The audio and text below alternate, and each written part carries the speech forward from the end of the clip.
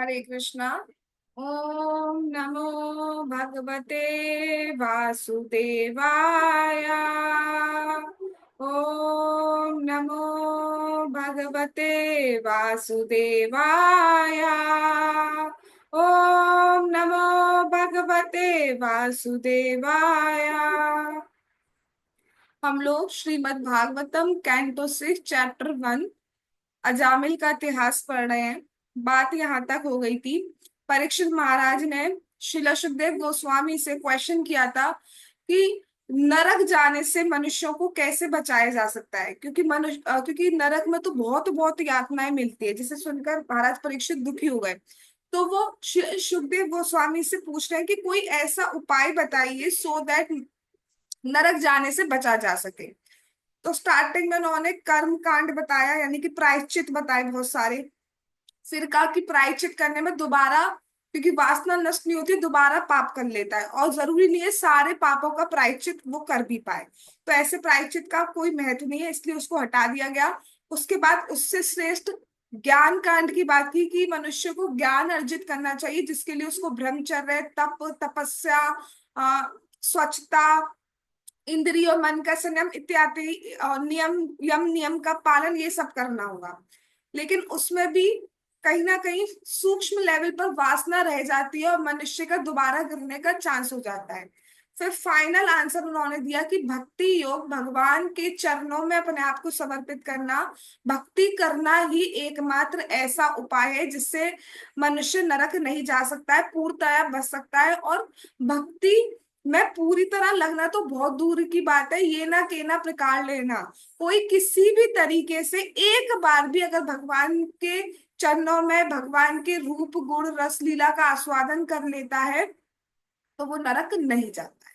और उसकी सिर्फ नरक नहीं जाता, उसकी जो पाप करने की वासना है वो भी खत्म हो जाती है। जैसे कि एक सूर्य जब प्रकट होता है तो पूरे का पूरा कोहरा नष्ट हो जाता है, उसी प्रकार से अगर कोई भक्ति का संस्पर्श करता है तो पूरे का पूरा जो पाप वासना है, पाप है, उन सबका, अनंत जन्मों के पापों का नष्ट हो जाता है। इतनी बात हमने समझी थी। अब उसी के आगे भक्ति योग को ही और बता रहे हैं कि क्यों कितना सर्वश्रेष्ठ मार्ग है। चलिए उसको देखते हैं।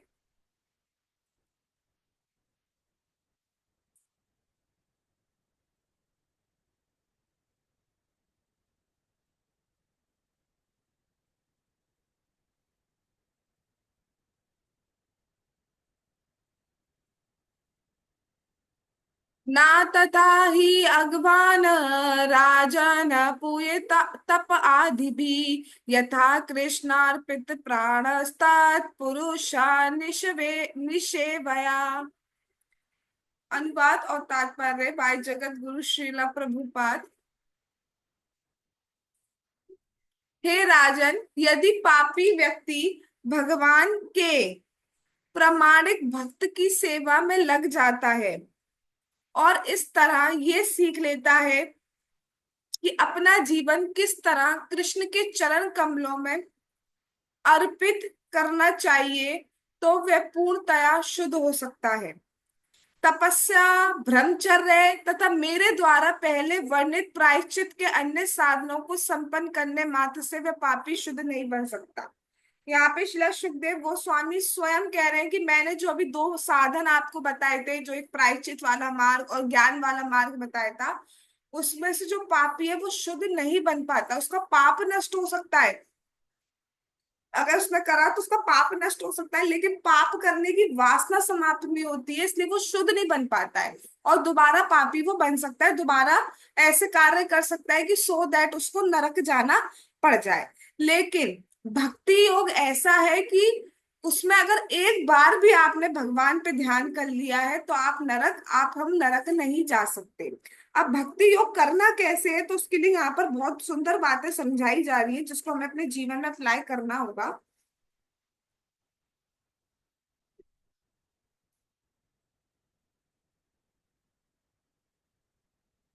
कि जब बात ये आई है कि हमें अपने मन को भगवान में लगाना है, तो अब हम भगवान में कैसे लगा सकते हैं, कैसे हम अपने आप को किसके चरणों में समर्पित कर सकते हैं। तो उसके लिए साधन बताया जा रहा है कि पापी व्यक्ति अगर भगवान के प्रामाणिक भक्त की सेवा में लग जाता है, यहाँ पे बात की जा रही है प्रामाणिक भक्त की सेवा में। जब कोई कृष्ण भक्त की सेवा में लग जाता है, और सेवा लगने का अर्थ क्या होता है, सेवा करने का अर्थ आज के समाज में अगर बात किया जाए तो, अगर पूछा जाए सेवा करने का अर्थ है तो हम क्या समझेंगे? हम सिर्फ फिजिकल सेवा का अर्थ समझते हैं कि किसी भक्त के चरण दबा देना, उनका उच्छिष्ट खा लेना, इस तरीके से उनकी बेडिंग का अरेंजमेंट करना, बाकी जितनी भी होती है ये करना। लेकिन बात अगर सही मायने में किया जाए तो सेवन का सीधा सीधा अर्थ होता है उस भक्त से सुनना। सबसे बड़ी सेवा अगर आप किसी भक्त की करना चाहते हैं तो अगर वो भगवान के बारे में कुछ बता रहे हैं तो उनसे अगर आप सुन रहे हैं, वो आप जेन्युइनली सेवा कर रहे हैं, और सबसे ज्यादा वो उससे ही प्रसन्न होते हैं। अब जैसे कि आपने सुना होगा दवाई का सेवन किया जाता है, सुना है? दवाई का सेवन किया जाता है। अब दवाई सेवन का अर्थ क्या, सिर्फ क्या ये होता है कि उसको पंखा झल दो, उसको माला पहना दो? दवाई सेवन का अर्थ क्या होता है? उसको कंज्यूम करना, यही उसका सेवन का होता है। ऐसे हाँ, ये नहीं कहा जा रहा है कि भक्त के आपको चरण नहीं पकवाने चाहिए या माला नहीं पहनानी चाहिए, ये सब तो आदर है, ये सब तो हमें करना है। लेकिन सबसे मोस्ट प्रोमिनेंट सेवा यही होती है कि उससे भगवान के बारे में सुनना। जैसे कि एक बार सच्ची घटना है। एक भक्त है, गुरु महाराज या कोई भक्त होंगे, और वो आते हैं कथा करने के लिए। तो कथा करने के लिए किसी दूसरे शहर में आते हैं, तो वहां पे उनके डिसाइपल्स होंगे, शिष्य होंगे। तो उनमें से एक शिष्य मार्केट चले गए कि हम महाराज जी आए हैं और इतने महान भक्त हैं, तो उनको माला, भगवान की प्रसादी माला पहनाएंगे ये।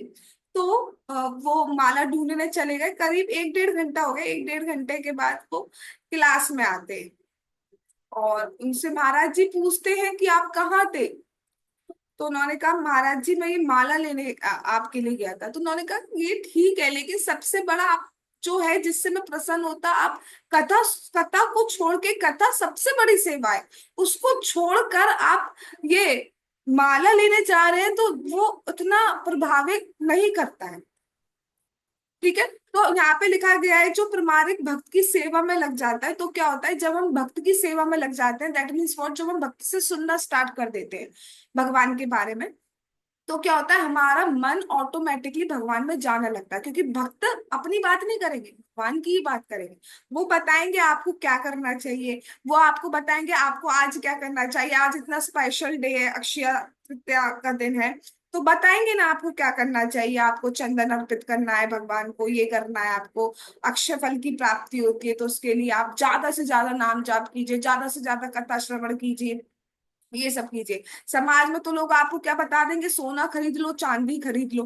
लेकिन क्या ये अक्षय फल दे सकता है आपको? जैसी शरीर छूटेगा कौन सा सोना, कौन सा चांदी। लेकिन भक्त एक आपको बिल्कुल प्रमाणिक बात बताएगा कि आप भक्ति करिए, वो आपकी अक्षय फल आपको दे, क्योंकि उससे भगवान, तो अपने आप हमारा चित्त भगवान में लगाना, अपने आप हमने भगवान को समर्पित कर पाए ना, कुछ देर के लिए सही, लेकिन भगवान को समर्पित कर पाए ना, तो सीधा सीधा डायरेक्ट लिंक है कि अगर हम भगवान के भक्तों की सेवा करते हैं तो हम कृष्ण की सेवा कर पाते हैं। और भगवान की भक्तों की सेवा बहुत टाइप से होती है, लेकिन उसमें सबसे इंपॉर्टेंट सेवा क्या होती है कि उनसे कथा श्रवण करना। और कथा श्रवण करेंगे तो वहां से पहली बात आ जाएगी नाम जाप का। ठीक है। और इस तरीके से हम अपना मन भगवान को समर्पित कर सकते हैं, इस तरीके से हम अपना मन कृष्ण के चरण कमलों में समर्पित कर सकते हैं।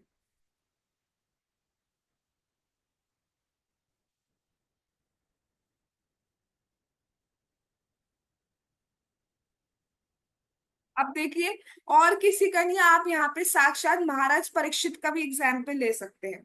महाराज परीक्षित के सामने उनके गुरु बैठे हुए हैं श्रील सुखदेव गोस्वामी। वो वो उस वक्त सिर्फ उनसे कथा सुन रहे हैं, कोई खाना व्यवस्था ये सब कुछ भी नहीं लगे हुए हैं, सिर्फ कथा सुन रहे हैं, और ये बहुत बड़ी सेवा है। क्योंकि भगवान के भक्त भगवान के बारे में बोलते रहना चाहते हैं, और भगवान के बाद भगवान के बारे में सुनते रहना चाहते हैं। और वही यहाँ पर हो रहा है, इसलिए किसी को किसी भी टाइप का हर्डल पसंद नहीं आ रहा है।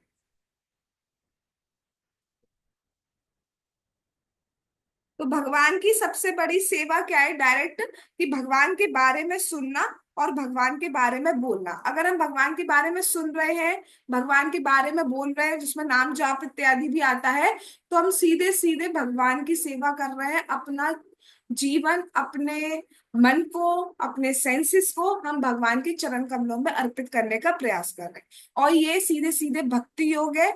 ऐसा व्यक्ति कभी भी नरक जा नहीं सकता। तो नरक जाने का सीधा मात्र एक ही उपाय है, एंड दैट इज व्हाट, भक्ति योग। भक्ति करिए। हरे कृष्णा कृष्णा कृष्णा हरे हरे, हरे राम राम राम हरे हरे। निश्चित रूप से हम नरक नहीं जा सकते, बस भक्ति छोड़नी नहीं। समझ में आया श्लोक? ठीक है, आगे चलते हैं, और क्या कह रहे हैं।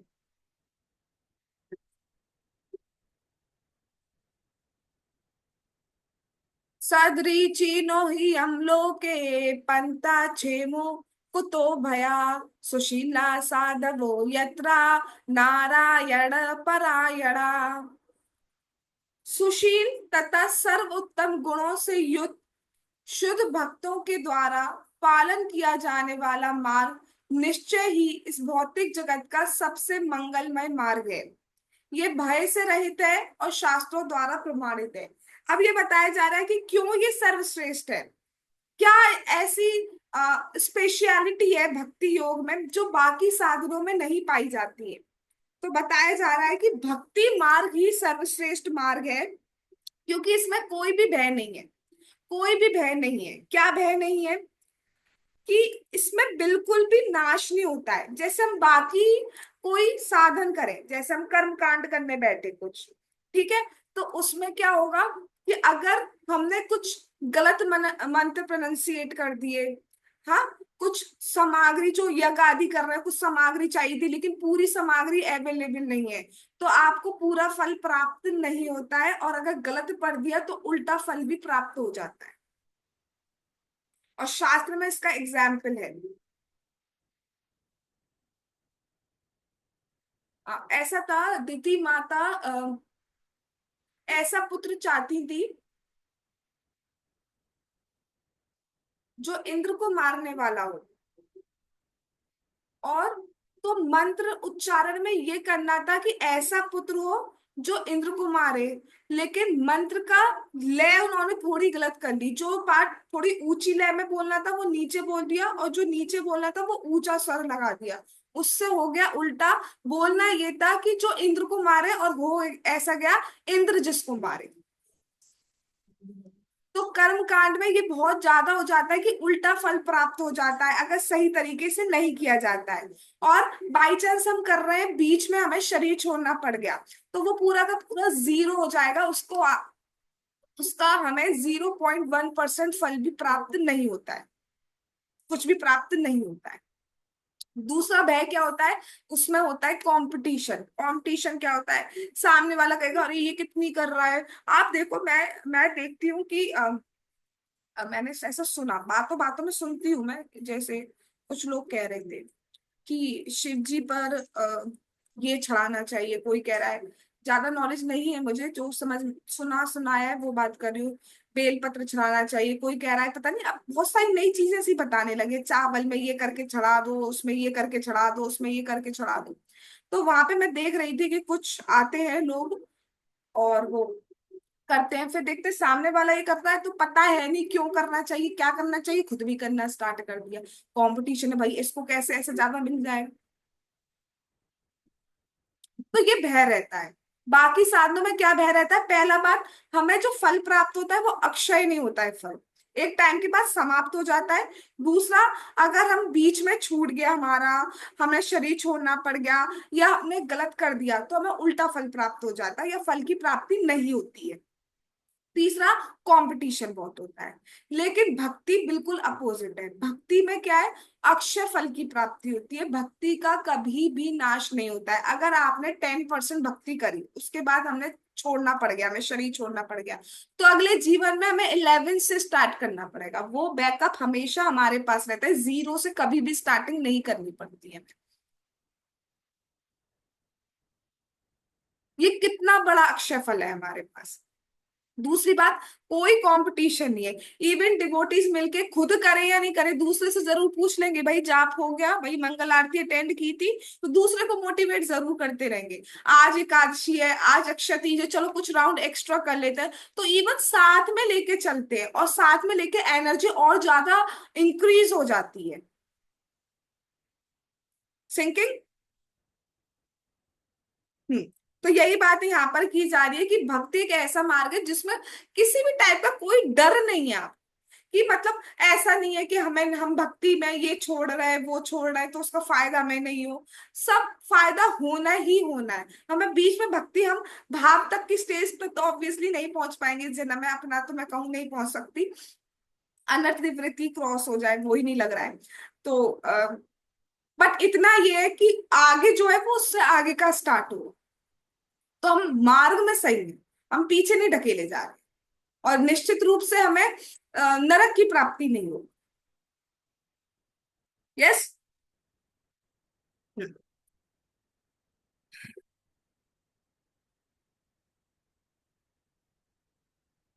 बाकी साधन कैसे हैं? जैसे आप प्लेन से जा रहे हैं और आप डेस्टिनेशन पर ही ना पहुंचे, तो उस प्लेन से जाने का कोई अर्थ है? नहीं। लेकिन भक्ति योग ऐसा है जो आपको सीधे डेस्टिनेशन तक पहुंचाएगा ही पहुंचाएगा। Speed depend on us only.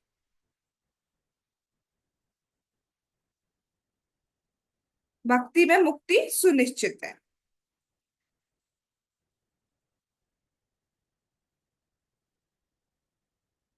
ठीक है, समझ में आ गया कि क्यों भक्ति मार्ग सर्वश्रेष्ठ है। अगर मैं पूछूं, आप इसका आंसर बता सकते हैं क्यों सर्वश्रेष्ठ है? क्योंकि इसमें कभी भी इसका नाश नहीं होता है, इसका फल अक्षय होता है, बिल्कुल भी भय से रहित होता है। हम जहां पे छोड़ेंगे वहां से हम स्टार्टिंग कर पाएंगे। बाकी और कोई भी चीज, कोई भी साधन ऐसा नहीं है जो वहीं से आगे हमें स्टार्ट करना पड़े। उसके लिए हमें हमेशा स्टार्टिंग से ही स्टार्टिंग करनी पड़ती है। ठीक है। तो हमारा नुकसान नहीं हो सकता। भक्ति योग की एक सीधे सीधा बड़ा बेनिफिट है कि हमारा नुकसान नहीं हो सकता किसी भी तरीके से। और एक बार भी भगवान की हमने नाम ले लिया तो निश्चित रूप से भगवान की प्राप्ति हमें एक दिन जरूर होगी। चलिए आगे चलते हैं।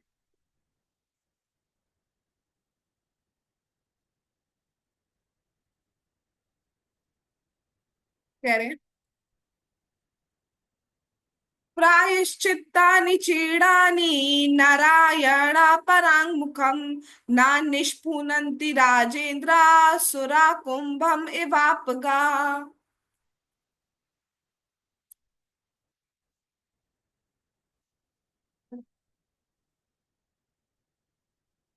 कह रहे, हे राजन, जिस तरह सुरा से सने हुए पात्र को अनेक नदियों के जल से धोने पर भी शुद्ध नहीं किया जा सकता, उसी तरह अभक्तों को प्रायश्चित की विधियों से शुद्ध नहीं बनाया जा सकता, भले ही वे बहुत अच्छी तरह से संपन्न क्यों ना करें। अब ये तो बहुत ही सुंदर बात की जा रही है कि प्रायश्चित करने से वासना समाप्त नहीं हो पाती है।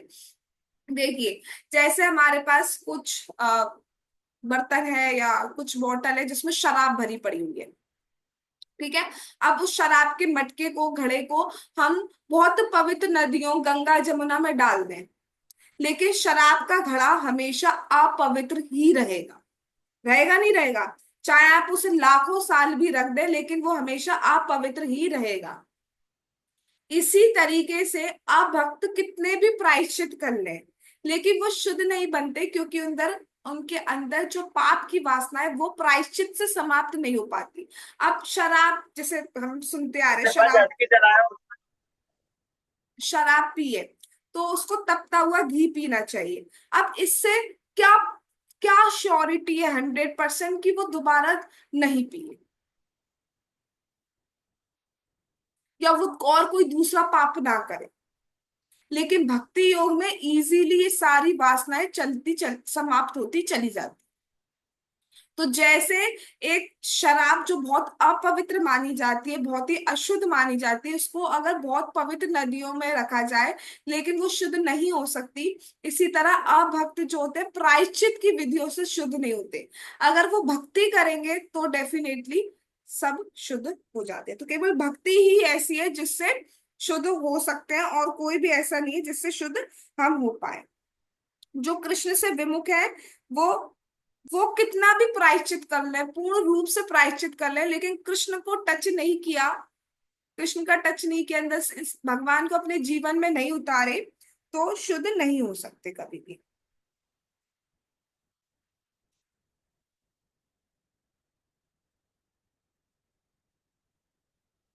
जीव तब शुद्ध होता है जब वो भगवान को समर्पण करता है।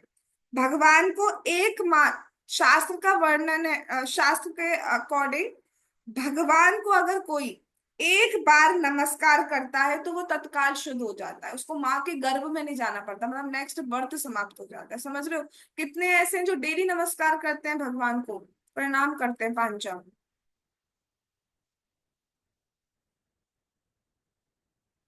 हरि, हरि बोल। ठीक है पूनम बेटा, कोई दिक्कत है रीढ़ की हड्डी में?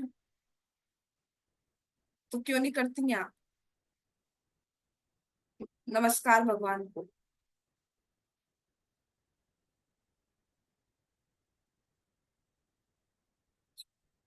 ठीक है, होपफुली मैं कर रही हूँ कि सभी करते होंगे, और जो नहीं कर रहे हैं तो कृपया करना स्टार्ट करें। कुछ नहीं है, प्रणाम करने में तो कुछ भी नहीं है, और उससे कितने बड़े फल की प्राप्ति हमें हो रही है। कहीं पर भी ऐसा नहीं आता। हम्म। कहीं पर भी ऐसा नहीं आता और किसी साधन में कि तत्काल आपको आप शुद्ध हो जाएंगे, तत्काल आपके सारे पाप कर्म नष्ट हो जाते हैं। केवल भक्ति ही ऐसी है जो ऐसा शुद्ध हमें बना सकती है। ये भक्ति की महिमा है। आगे चलते हैं। तो समझ में आ गई है ना कि भक्ति ही करनी है और कुछ नहीं करना है? समझ में आ गया है सबके? सोते जगते कैसे भी भक्ति ही करनी है, कैसे भी करो भक्ति करनी है, मन लग रहा हो नहीं लग रहा हो करनी है। कोई रोक रहा हो टोक रहा हो, कितनी मुसीबतें आ रही हो, बहुत खुशियां आ रही हो, बल्ले बल्ले हो रही हो, नल्ले नल्ले हो रही हो, जो भी हो रहा हो बट भक्ति करनी है। चलिए नेक्स्ट श्लोक पे चलते हैं। सकृन्मना कृष्ण पदारविन्दयो निवेशितं तद्गुणरागियेरिहा नातेयमं पाशभृतश्च तद्भटान् स्वप्नेऽपि पश्यन्ति हि चिरनिष्कृतः। कह रहे हैं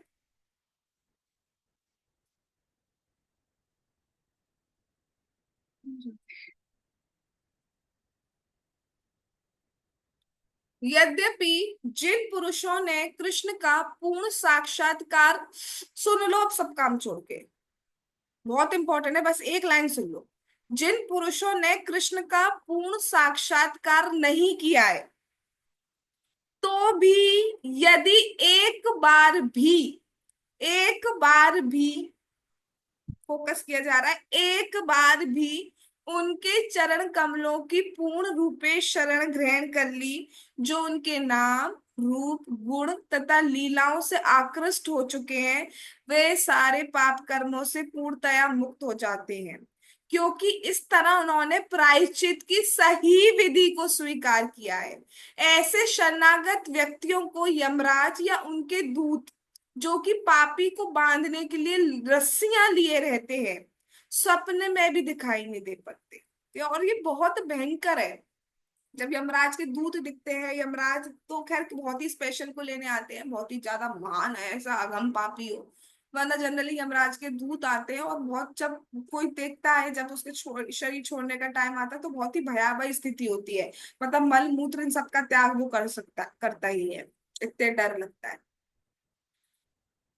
लेकिन यहाँ पे क्या कहा जा रहा है, यहाँ पे कहा है कि पूर्ण समर्पण भी नहीं हुआ है, सोखे, जो अपने मन को सिर्फ एक बार भी लगाता है कृष्ण में, वो यमराज के पास नहीं जा सकता। यमराज के पास जाने तो बहुत दूर की बात है, उसको सपने में भी यमराज और यमराज के दूत नहीं दिख सकते, सपने में भी नहीं दिख सकते, वो खुद ही नहीं आ सकते उस व्यक्ति के पास। अगर एक बार भी आपने भगवान का चिंतन किया है, तो किया हो या नहीं किया हो, कुछ सेकंड के लिए हम जरूर करेंगे। इसी क्षण कुछ सेकंड्स के लिए अपनी आईज क्लोज कीजिए और भगवान के चरणों का ध्यान कीजिए कि कैसे भगवान के चरण है, कैसे भगवान अपना एक चरण दूसरे चरण पर रखते हैं, उनके जो नेल्स हैं वो कितने रेडिश होते हैं, और जो उनका वो एड़ी वाला पोर्शन होता है वहां पर सुंदर ढंग से चित्रकारी पेंटिंग किए रहते हैं भगवान। इतनी सुंदर पायल पहनते हैं भगवान, इतने। और उसमें सबसे बड़ी सुंदरता होती है तुलसी पत्र, जिसकी सुगंध मात्र से व्यक्ति भक्ति स्वीकार कर लेता है और पूर्णतया भक्त बन जाता है। इतने सुंदर भगवान के चरण होते हैं। ठीक है। तो जो एक बार भी ध्यान करता है भगवान का, भगवान के नाम का, भगवान के रूप का, भगवान के किसी भी गुण का, कि वो कितने दयावान हैं, कितने सुंदर हैं, कितने महान हैं, कितने उदार हैं, कितने ऐश्वर्यवान हैं, हाँ, किसी भी गुण का ध्यान करता है, भगवान की किसी लीला से आकृष्ट होता है। कोई कोई छोटे छोटे जो बाल गोपाल हैं, कृष्ण है, उनसे आकृष्ट हो सकता है। तो अलग अलग लीलाओं से आकृष्ट एक बार भी किया है, पूर्णतः बात ही नहीं की जा रही है, एक बार भी किया है, तो वो सारे के सारे जितने पाप हैं, जितने, वो सारे के सारे नष्ट हो जाते। तो केवल भक्ति ही ऐसी, आप समझ रहे हो, हमारे सारे, हमें लगता है ऐसे कैसे, मतलब बहुत कुछ हाकू डाकू सा नहीं करो, बहुत कुछ टफ सा नहीं करो, तब तक पाप नष्ट नहीं होंगे, हमें ऐसा लगता है। इतना इजी, बस हरे कृष्णा कृष्णा कृष्णा हरे हरे, हरे राम राम राम हरे हरे, ऐसा करने से कैसे सारे पाप नष्ट हो गए? मुझे तो नहीं दिख रहे पाप नष्ट होते हुए, इतना इजी से कैसे नष्ट हो जाएंगे? बट इजी है तब भी हम स्वीकार नहीं करते। केवल भक्ति ही ऐसी है जिससे पूर्णतया हम जो है मुक्त हो सकते हैं पापों से। कैसे भी कर लो, आलस से कर लो, मजाक से कर लो, जैसे तैसे कैसे भी एक बार भगवान का नाम जिह्वा पे आ जाए तो वो नरक नहीं जा सकता। आगे क्या कह रहे हैं?